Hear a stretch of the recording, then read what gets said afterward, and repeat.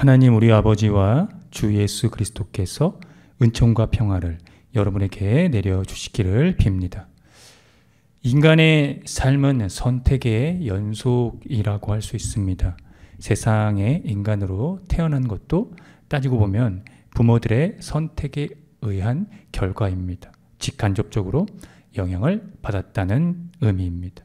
그런 의미에서 인간은 매 순간 선택한 것으로 삶을 이어갑니다. 오늘 아침에 일어나서 식사를 하는 여부도 또 시간을 내서 이렇게 하나님을 예배하는 것도 말입니다. 말하자면 끝도 없겠죠. 따라서 기독교는 이 정해진 운명에 대해 부정적인 입장을 취합니다. 선과 악의 이 선택이라는 태초의 자유의지에 관한 보도도 이를 뒷받침하고 있기 때문입니다. 그만큼 인간에게 이 선택이란 자유의지와 함께 존중받는 의미로 기독교에서 이해되는 인간론의 출발점에 놓입니다. 오늘 함께 읽은 신명기 설교 본문은 선택의 기로에 선 이스라엘에 대한 이야기를 보도합니다.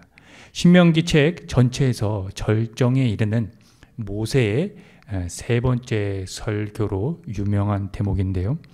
약속의 땅의 경계선 앞에 서 있는 백성들에게 생명을 선택하라는 제안 같은 명령이 그들에게 주어지고 있습니다.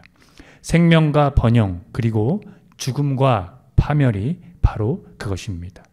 생명에 대한 선택은 하나님을 사랑하고 그의 길을 따라가며 그의 명령과 규례와 법도를 지키는 것입니다. 그리하면 그들이 차지할 땅에서 복을 받게 될 것이라는 겁니다. 하지만 죽음을 그들이 마음을 돌려서 하나님께 순종하지 않고 빗나가서 다른 신들에게 절을 하고 섬기면 망하게 된다는 것입니다.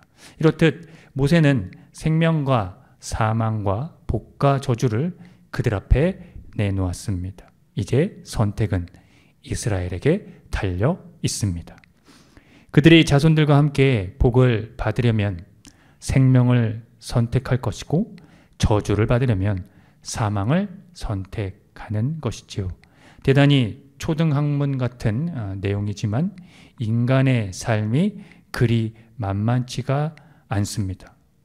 이스라엘의 역사를 보면 알 수 있겠죠. 왜 그럴까요? 이 생명에는 정의와 진실이 요구되기 때문입니다. 하나님을 사랑하고 명령과 규례와 법도 준수에 대한 생명 선택의 내용을 자세히 들어보면 이해가 될 겁니다. 정결한 삶의 추구, 연약하고 가난한 자와 노예로 사는 자들에 대한 공평한 사회적 대우와 정의, 부모 공경, 이웃의 삶에 대한 존중과 배려, 정의로운 재판 집행, 지도자들의 자질과 품격, 자연 질서의 보존, 전쟁 수행의 법칙들, 그리고 여성에 대한 공평한 대우 등이 그것입니다. 나열된 내용에서 알 수 있듯이 위 내용은 율법의 핵심 요소입니다. 즉 하나님 사랑과 이웃 사랑입니다. 종교적 행위와 사회적 행위의 결합이 하나님 신앙의 본질이라는 증거입니다. 그러나 이스라엘은 그 본질을 외면했습니다. 결론적으로 그들은 사망을 선택했습니다. 생명에 대한 선택은 신약 성경에서도 그 궤를 이어가고 있습니다. 골로새에 사는 그리스도인 빌레몬에게 종 오네시모가 있었는데요. 어떤 문제가 있었는지 정확히 알 수는 없지만 오네시모가 잘못을 저지르고 주인 빌레몬에게서 도망을 쳤습니다. 그런데 이 서사는 오네시모가 바울과 접촉되면서 새로운 차원의 이야기로 전개됩니다. 바울이 빌레몬에게 무익한 종 오네시모를 받으라는, 즉 용서하라는 요구가 그것입니다. 바울의 요구에서 특징적인 언급을 살펴보면 다음과 같습니다. 선을 알게 하고 또 사랑으로서 내 마음이 그리스도 안에서 평안하게 하라.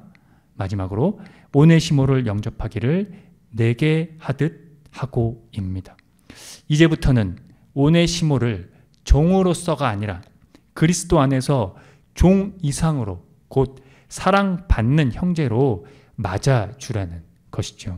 사실 이렇게 종이었던 그 신분의 사람을 주인과 종의 이 관계가 그리스도를 섬긴다고 인해서 서로가 동일한 입장이 된다는 게 말처럼 쉬운 일은 아닙니다. 또 둘 사이에 문제가 있었다면 더더욱 그렇겠죠. 더군다나 초대교회 지도자들은 이 종이 없는 일반적인 상황을 주장하지도 않았습니다. 그리스도 안에서 주인과 종과 관계를 허무는 이 일은 이 고대에서 전혀 실현 불가능한 혁명적인 일이었다는 겁니다. 오히려 기독교의 붕괴로 이어질지도 모르는 일이었겠죠.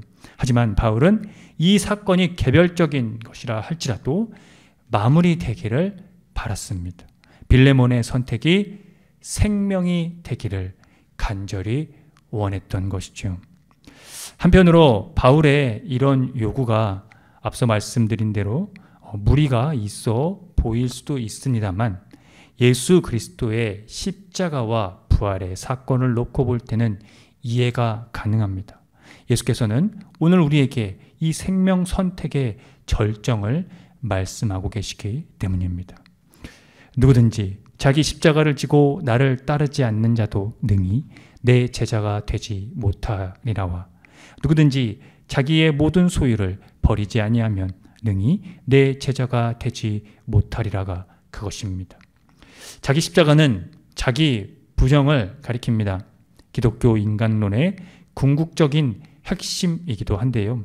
자기 부정은 예수 그리스도를 의존할 때만 가능합니다. 왜냐하면 예수 그리스도께서 자기 부정 사건으로 이 세상에 오셨기 때문입니다. 즉 예수 그리스도의 이 십자가 사건에서 가능한, 그래서 그를 의존할 때만 가능한 이 자기 부정은 이 존재적 주체가 자기가 아니라 자기 자신이 아니라 예수 그리스도께 있다는 것을 가리키기 때문입니다. 그러므로 그리스도인은 자신의 운명을 그리스도께 맡길 수 있으며 걸 수 있다는 겁니다. 궁극적인 생명이 예수 그리스도의 십자가와 부활에서 선지적 사건으로 드러났기 때문입니다. 예수님이 두 개의 비슷한 비유를 오늘 본문에서 말씀하고 계십니다.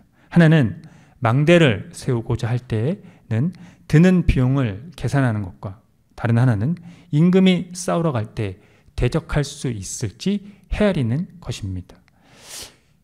그러니까 이 두 상황은 어떠한 일에 이 완성할 만한 충분한 자원이 없이 이를 시작하지 않듯이 제자들은 예수님에게서 드러난 이 생명에 천착하고 제자가 되기 위해 자기 십자가를 지고 가진 모든 것을 항상 포기할 준비를 해야 한다는 것을 의미합니다.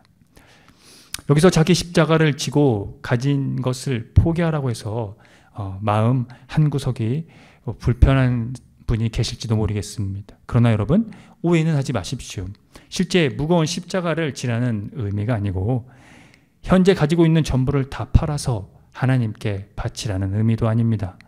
예수 그리스도의 십자가와 부활의 생명 사건을 여러분이 선택함으로써 이 존재론적으로 변화된 삶에서 이제 삶의 방향이 세속에 있지 않고 자신의 삶의 주체가 예수 그리스도의 생명에 있다는 것을 늘 시인하고 고백하며 그 생명을 살라는 것을 가리킨 것이죠.